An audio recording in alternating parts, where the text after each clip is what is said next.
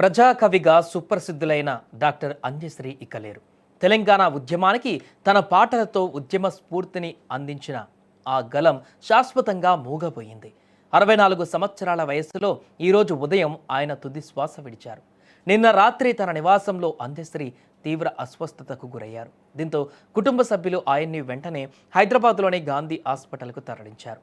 హాస్పిటల్లో చికిత్స పొందుతూ ఈరోజు ఉదయం 7:25 తుది శ్వాస విడిచారు. కొంతకాలంగా ఆయన అనారోగ్యంతో బాధపడుతున్నట్లుగా తెలుస్తోంది.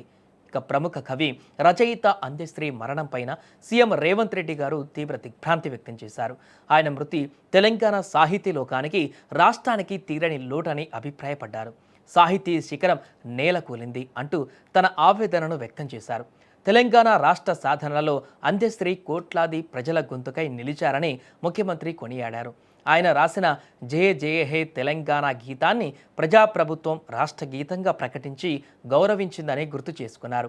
ఆయన కుటుంబ సభ్యులకు ప్రగాఢ సంతాపం తెలియజేశారు. టీపీసీసీ చీఫ్, రాష్ట్ర మంత్రులు కూడా అంజశ్రీ మరణానికి సంతాపం తెలిపారు. అంజశ్రీ మృతి పట్ల తెలంగాణ రాష్ట్ర ప్రభుత్వం తీవ్ర సంతాపం వ్యక్తం చేసింది. ఆయన చేసిన సేవలకు గుర్తింపుగా అధికారిక లాంఛనాలతో అంత్యక్రియలు నిర్వహించాలని ప్రభుత్వం నిర్ణయించింది. ఈ మేరకు ఏర్పాట్లు చేయాలని ముఖ్యమంత్రి రేవంత్ రెడ్డి ఆదేశించారు. అంజశ్రీ మరణం సాహితీ లోకానికే కాదు, వ్యక్తిగతంగా ఎందరికో తీరని లోటు.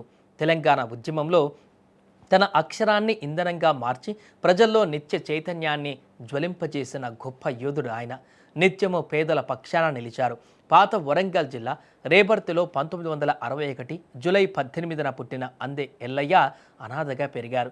పాఠశాలకు వెళ్లే పరిస్థితులు లేకపోయినా గొడ్ల కాపరిగా ఉన్న సమయంలోనే పల్లె జానపద పాటలతో తన జీవితాన్ని గడిపారు.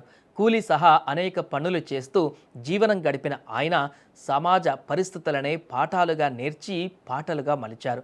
మాయమైపోతున్నడమ్మా మనిషన్నవాడు లాంటి పాటలు ఎంతో మందిని ఆలోచింపజేశాయి.